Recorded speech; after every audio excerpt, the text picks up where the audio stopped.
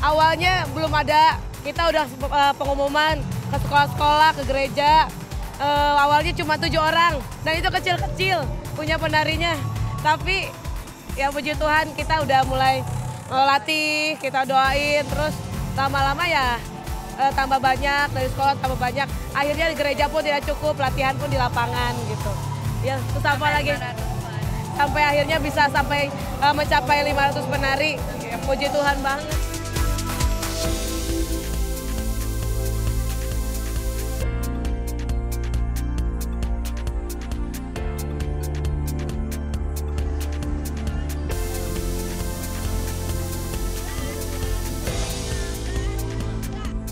Dari dapur umum, kami kemarin diberi tugas untuk masak 20.000 porsi nasi putih.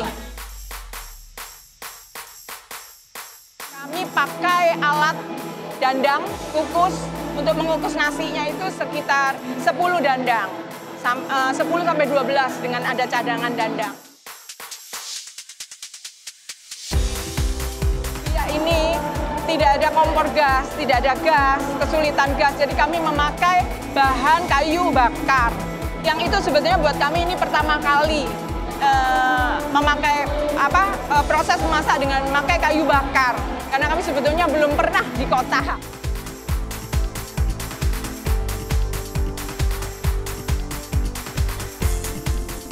Dan nasi ini waktu kami makan itu berbeda dengan nasi biasa, rasanya itu berbeda.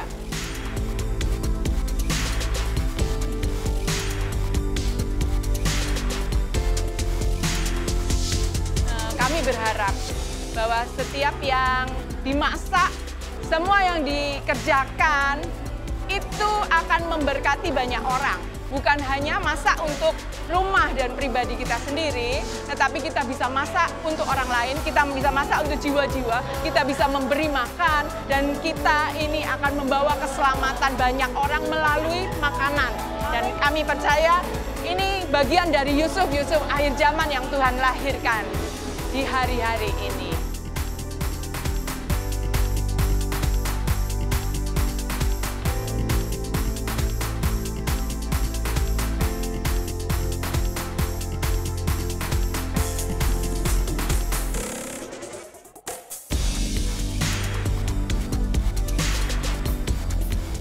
Salam lawatan.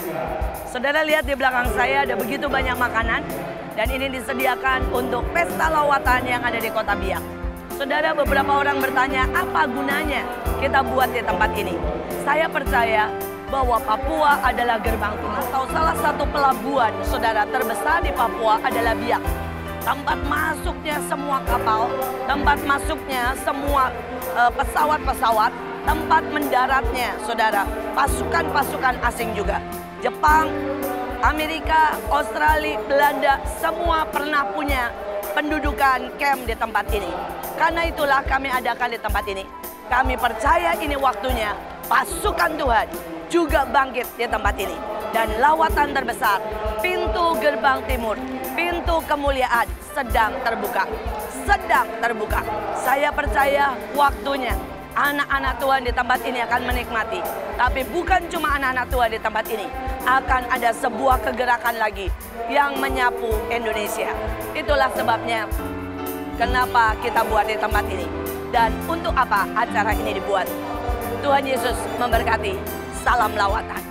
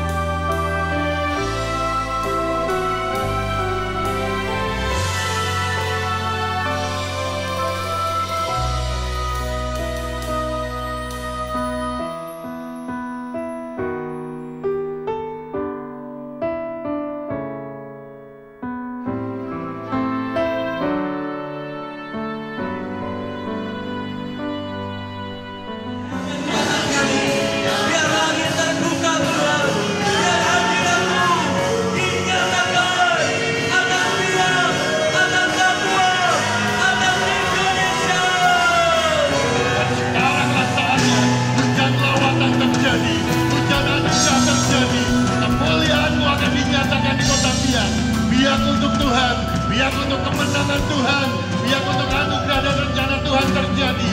Destinimu terjadi atas kota ini.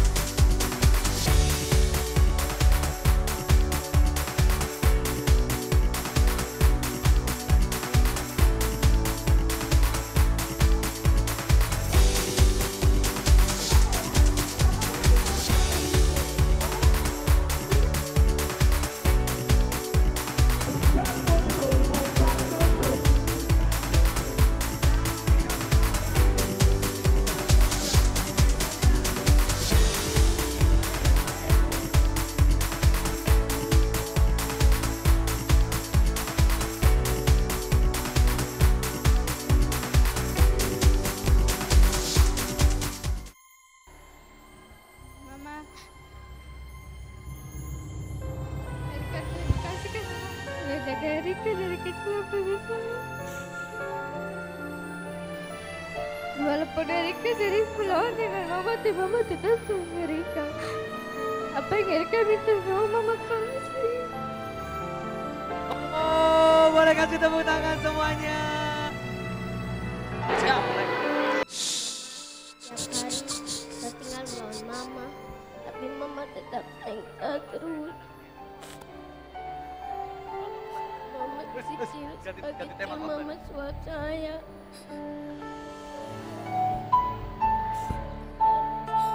Setiap hari yang melawan mama, mama tetap sayang saya, tetap bantah. Mama tetap sayang saya. Setiap hari mama kasih mandi saya, mama tetap jaga saya.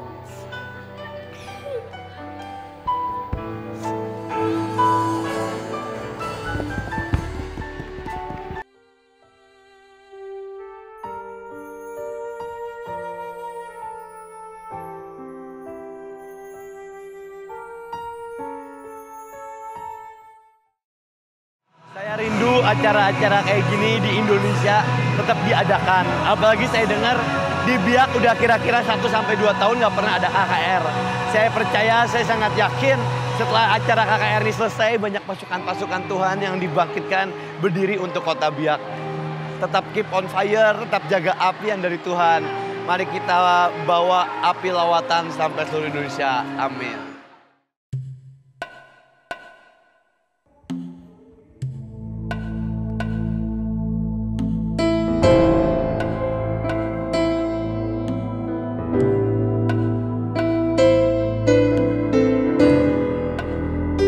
Banyak orang berpikir musuhnya yang besar itu Goliat.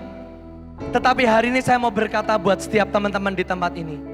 Raksasanya nggak pernah Goliat. Raksasanya adalah Daud. Dan Goliat itu bukan petarung yang sesungguhnya. Kalian adalah raksasa yang sesungguhnya. Semua masalah kalian itu hanya Goliat rabun yang bahkan tidak bisa jalan sendiri. Amin. Tuhan tidak pernah memberikan engkau roh ketakutan. Tetapi Tuhan memberikan kamu roh sukacita dan damai sejahtera.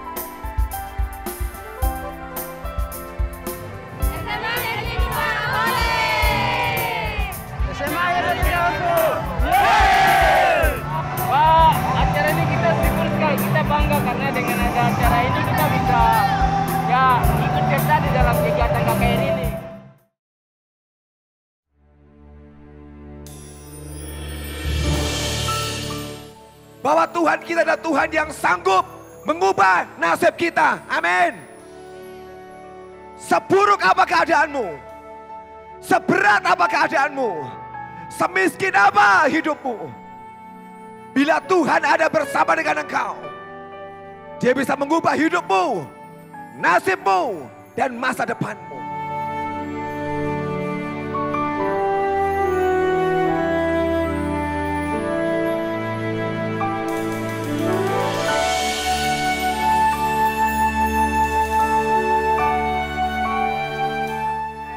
Acara yang sangat luar biasa sekali, karena kita ini mau jadi berkat buat kota ini. Kota ini perlu lawatan dan perlu orang-orang yang punya hati, punya beban dengan kuat untuk membawa lawatan di tempat ini. Tidak sakit, siapa menyembuhkan? Tuhan Yesus, beri tepuk tangan karena sudah bisa digoyang. Bawa digoyang-goyang. Masih sakit tidak? Shalom. Ya, hari ini acaranya ajaib banget. Dan saya sebenarnya melihat satu hal. Waktu hujan deras, itu saya ngelihat anak-anak itu nggak ada yang takut. Terutama dari panitia, dari Bandung. Itu semua benar-benar kuat banget. Imannya juga ajaib banget. Langsung ambil banner, langsung nari di lapangan. Dan itu radiasi itu menyambar ke jemaat. Dan jemaat itu loncat di dalam hujan. Dan saya bisa melihat Tuhan itu tetap setia. Meskipun hujan, tapi hadirat Tuhan itu luar biasa banget. Jangan pernah nyerah, jangan anggap ini sebagai kegagalan. Tapi lihat ini sebagai satu batu pijakan yang Tuhan mau bawa kita semakin tinggi, semakin ajaib lagi. God bless. Dari tempat ini akan muncul orang yang akan berjalan di atas air seperti zaman Yesus. Dari tempat ini akan muncul orang-orang yang menumpangkan tangan.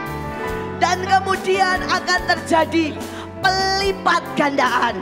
5 roti akan cukup buat 5.000 orang. Di tempat ini akan muncul orang-orang yang akan mulai menyanyi dan menyembah. Dan suaramu akan sangat bagus.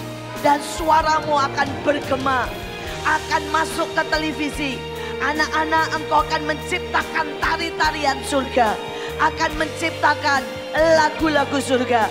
Siapa yang percaya, siapa yang mau terima karunia untuk menciptakan lagu-lagu surgawi.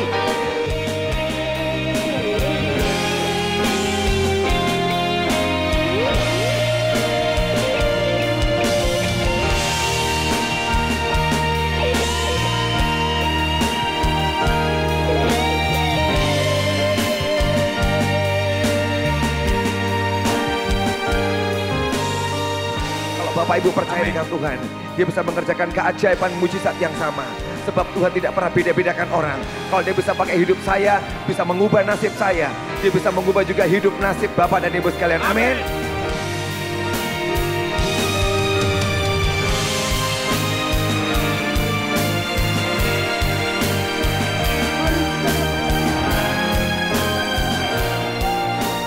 Masa keemasan akan kalian terima karena sudah ada benih yang ditanam dan bertumbuh, membuat saya adiknya, 3 anaknya datang di kota ini dan mengatakan, apa yang Papa pernah lakukan di kota ini kami akan teruskan sampai kalian menerima yang dinamakan masa keemasan.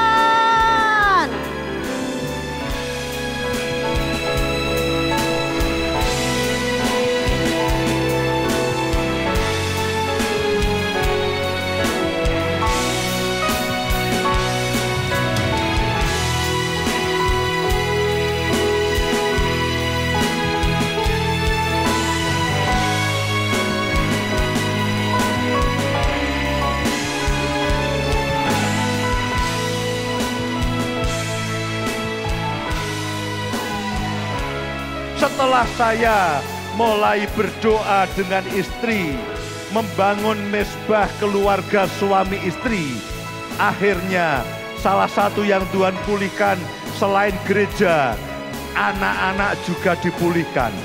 Ketika kita mentaati firman Tuhan, ketika kita menjadi tunduk dan taat, suami yang belum mengenal Tuhan atau suami yang jauh dari karakter ilahi itu bisa kembali kepada Tuhan. Karena kita apa? Karena kita menuruti akan firman Tuhan.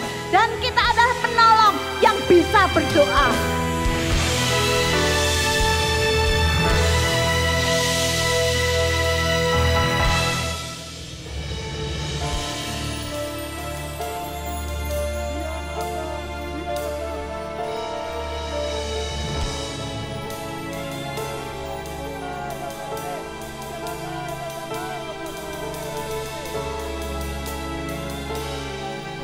Jangan cuma tahu firman, jangan cuma tahu Yesus, tapi mulailah kenali siapa itu Yesus.